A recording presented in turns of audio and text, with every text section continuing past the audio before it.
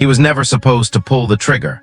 But the man on his knees wouldn't stop begging, his voice breaking as it echoed through the concrete room, and every second stretched longer than it should. Thicker, heavier, until the voice behind him cut through everything.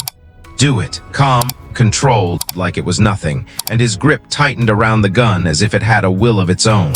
Because 6 months earlier he was standing in a quiet briefing room being told this would be simple. Just get in, gain trust, bring back evidence, walk away, but nothing about it was simple. Not the first night he stepped into that world under a name that wasn't his. Not the way they watched him, tested him, pushed him to the edge, waiting for him to slip. And he never did. He stayed sharp, quiet, calculated, doing exactly what was needed, moving packages, running routes, building trust piece by piece until the night everything changed. When a deal went bad and chaos erupted without warning, guns drawn, people shouting, and he had a choice to disappear or step forward. And he stepped forward, taking control, saving one of them, earning something far more dangerous than fear: respect. And from that moment he wasn't just inside the operation, he was part of it. And that's when the real shift began, slow and almost invisible. The kind you don't notice until it's too late.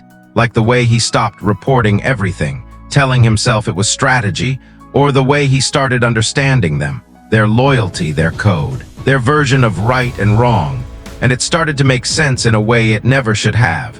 Weeks turning into months until the life he came from felt distant, almost unreal, and the one he was living felt solid, immediate, necessary, until the night they dragged a man into the room, beaten, terrified, accused of betrayal without proof, just suspicion. And in that world that was enough.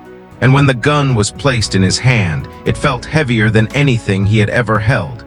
Because this wasn't about survival anymore. This was about who he was going to become.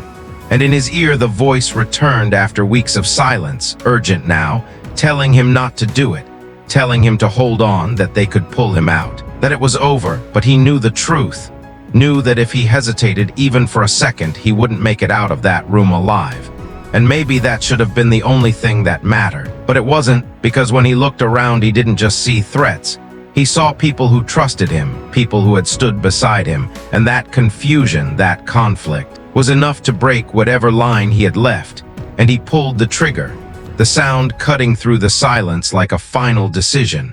And from that moment, no one doubted him again. No one questioned where his loyalty stood, because he had proven it in the only way that mattered there. But later, alone, staring at his reflection, he realized something had changed in a way he couldn't undo.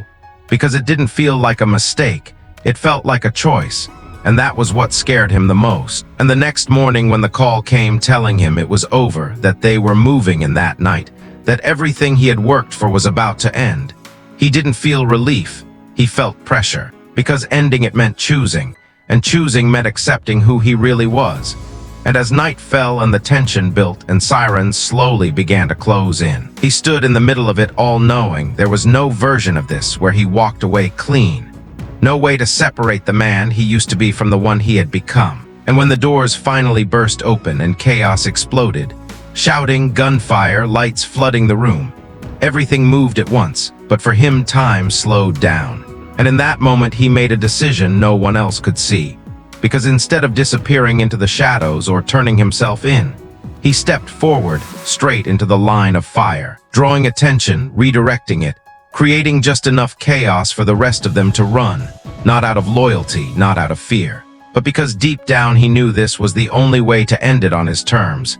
And within seconds it was over, the noise fading, the movement stopping, and when the smoke cleared he was on the ground, barely conscious, surrounded by flashing lights and voices shouting orders, hands grabbing him, trying to pull him back, but his focus was already slipping.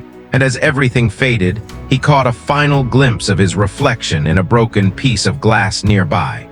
And for the first time in months, he saw both versions of himself at once, the man he was and the man he became. And neither of them survived that night. Because in the end he didn't choose one life over the other, he destroyed them both. And that was the only choice he had left.